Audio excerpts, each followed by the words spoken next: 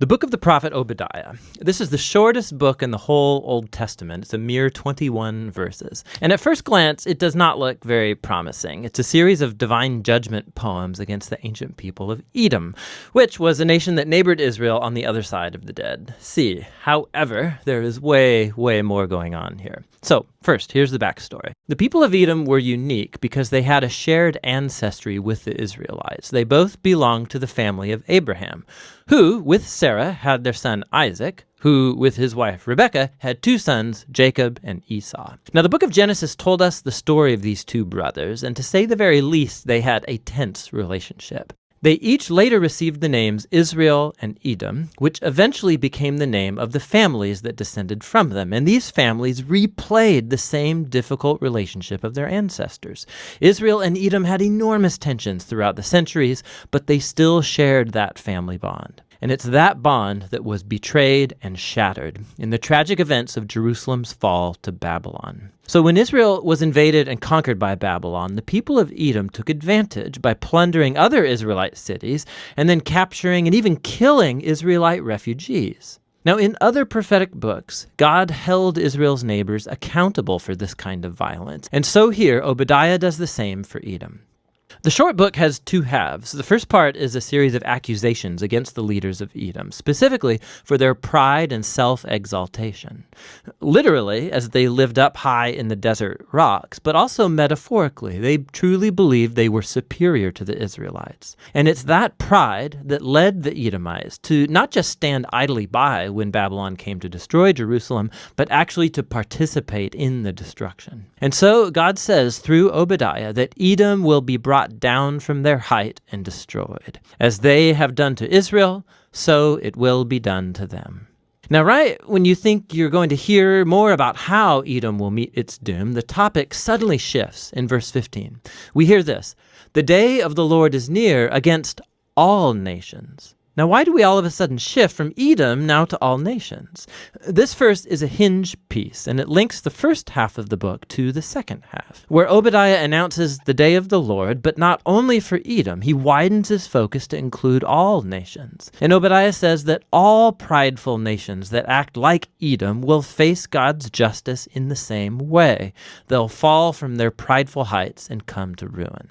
Now, the combination of these two sections, one about Edom, the other about all nations, shows us why Obadiah was so interested in this tiny southern neighbor of Israel. Obadiah sees Edom's pride and fall as an example, an image of how God will one day confront the pride of all nations and bring about their fall too. It's hardly coincidental that in Hebrew, the word Edom, or Edom, is spelled with the exact same letters as the word humanity, or in Hebrew, Adam. In Obadiah, Edom's rise and fall is a parable of how God's justice will one day oppose pride and violence among all nations in the day of the Lord. But as in all the prophets, God's judgment is never his final word.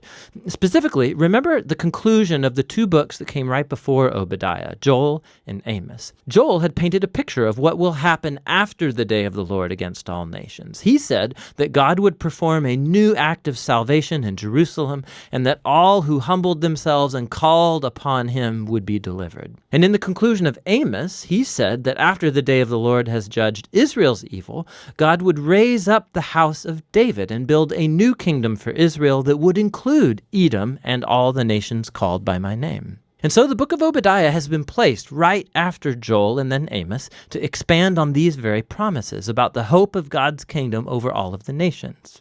And so the book concludes with a very hopeful future. God says he's going to restore his kingdom over the new Jerusalem, that he'll repopulate it with a faithful remnant. And then from there, God's kingdom will expand to include all the territory and nations around Israel. And so this little book contributes to the larger portrait of God's justice and faithfulness that we're seeing in the prophets. The ancient pride and betrayal of the people of Edom becomes an example of the greater human condition, all of the ways that we betray and hurt each other in God's good world. But there's hope, Obadiah says. Edom's downfall points to the day when God will deal with evil in our world, but also bring his healing kingdom of peace over all the nations. And that's what the book of Obadiah is all about.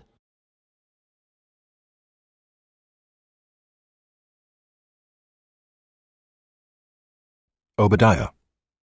The vision of Obadiah. Thus says the Lord God concerning Edom, We have heard a report from the Lord, and a messenger has been sent among the nations. Rise up, let us rise against her for battle. Behold, I will make you small among the nations. You shall be utterly despised. The pride of your heart has deceived you, you who live in the clefts of the rock, in your lofty dwelling, who say in your heart, Who will bring me down to the ground?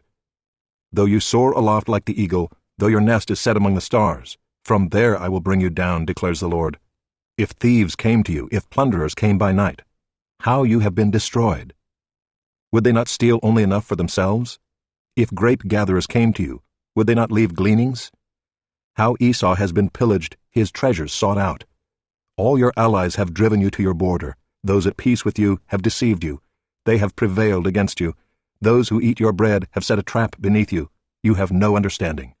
Will I not on that day, declares the Lord, destroy the wise men out of Edom, and understanding out of Mount Esau? And your mighty men shall be dismayed, O Teman, so that every man from Mount Esau will be cut off by slaughter. Because of the violence done to your brother Jacob, shame shall cover you, and you shall be cut off forever. On the day that you stood aloof, on the day that strangers carried off his wealth, and foreigners entered his gates, and cast lots for Jerusalem, you were like one of them. But do not gloat over the day of your brother in the day of his misfortune. Do not rejoice over the people of Judah in the day of their ruin. Do not boast in the day of distress. Do not enter the gate of my people in the day of their calamity. Do not gloat over his disaster in the day of his calamity. Do not loot his wealth in the day of his calamity. Do not stand at the crossroads to cut off his fugitives. Do not hand over his survivors in the day of distress. For the day of the Lord is near upon all the nations. As you have done, it shall be done to you. Your deeds shall return on your own head.